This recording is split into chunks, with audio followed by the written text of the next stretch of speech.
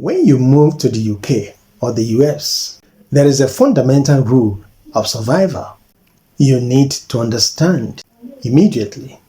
Never try to stop a criminal using your instincts. Recently, a heartbreaking incident happened involving a 30-year-old African immigrant named Toby. She was a very brilliant student, just days away from graduating with her MBA, when a robber entered her workplace and stole cash. Her instincts as an African kicked in. She physically chased after the criminal and she was fatally shot, which resulted in her death. In a twinkling of an eye, everything she had sacrificed to build a life abroad shattered. It is a tragedy, but we have to talk about it. The reason she ran after the criminal, because it highlights a very deadly cultural misunderstanding, the cultural clash. The way many of us are raised in Africa dictates how we respond to theft. Back home, if someone had stolen or robbed, the immediate community instinct is to scream, chase, and apprehend the criminal on the spot. It is a collective culture of accountability where people step in to assist. She acted out of pure integrity. But here is the hard truth. You cannot import that survival mechanism into the UK or the US.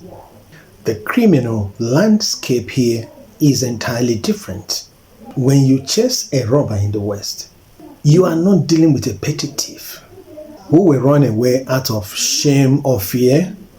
You are dealing with people who are frequently armed, highly unstable, and completely desperate. Now the reality of retail abroad. Firsthand, while in a clothing store in New York on a Sunday, I watched a store manager walk rapidly towards the entrance to the store as a man carrying multiple bags rushed to exit. As the manager closed the distance, the thief spun around and revealed he was armed. The manager did exactly what saved lives. He stopped immediately, backed away, and called the police, while the thief walked out with the stock.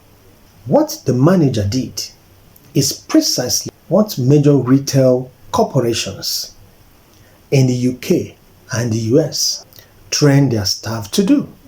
Yet it is the exact opposite of what our raw upbringing tells us to do in Africa. They call lessons.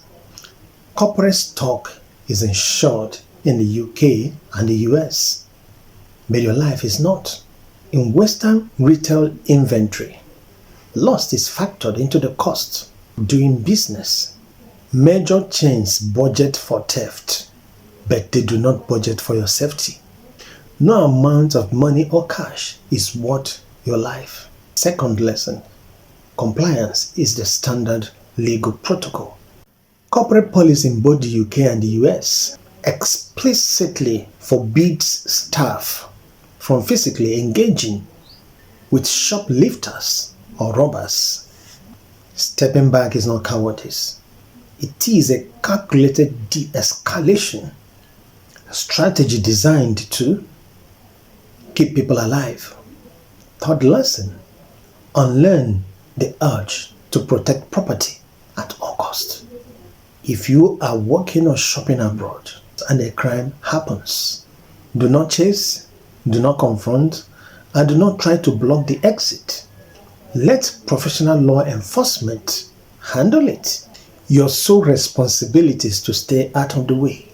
Conclusion, Toby's death is a profound tragedy, but let our story be a strict warning. Life has no duplicate. When you are caught in a dangerous situation, override your natural instincts. Drop the mindset of trying to fix it yourself and prioritize your safety above every other thing. If you were caught in a situation like that, how would you react? Do your instincts lean toward fight, freeze, or flight? Let me know in the comments and stay safe. God bless you.